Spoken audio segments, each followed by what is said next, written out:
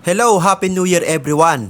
Ito at bagong taon ay may nakita tayong isang post kung saan ay marami nga sa ating mga kababayan ang ganito ang pag-uugali. Sa halip na sabihin, i-brought up or i-approach yung taong involved or yung isang restaurant na involved, ay nagpo-post agad sa social media at doon kumukuha ng simpatya.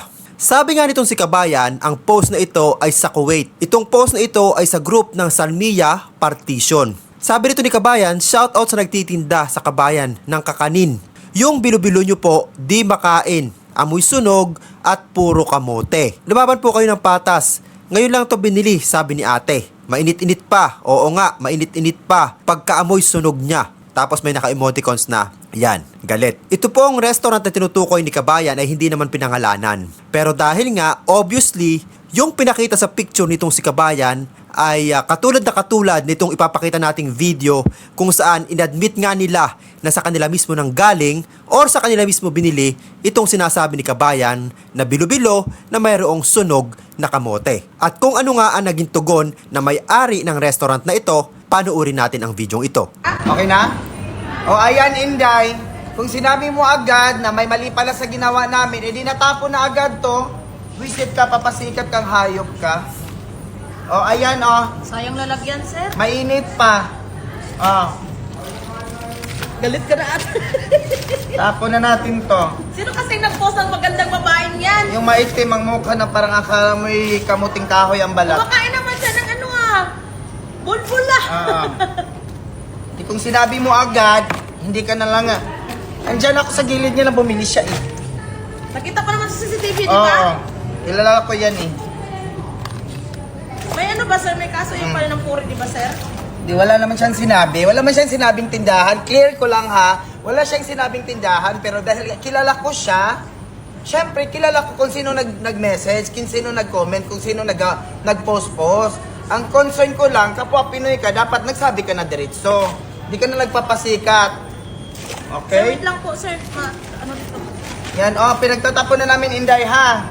O di kung sana sinabi mo na agad, pati ikaw tinapon ko na. Okay na yan, Alvin. Gago yung ano. So yan, sa mga nakakaalam dito sa Kuwait, dito nga yan sa may Little Manila. Doon nga sa baba noon ay maraming mga Filipino restaurant.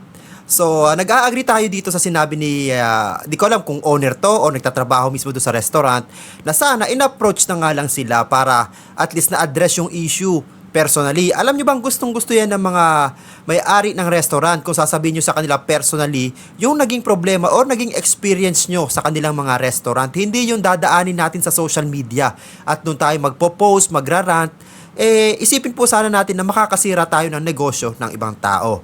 Although sa nakita natin sa video, lumalabas na guilty nga itong restaurant o itong kainan na tinutukoy sa post ni Kabayan dahil nga sila mismo ay gumawa ng video at pinapakita nilang tinatapon na nila yung mga nirereklamong pagkain para nga hindi na ito maibenta pa sa mga ibang customer.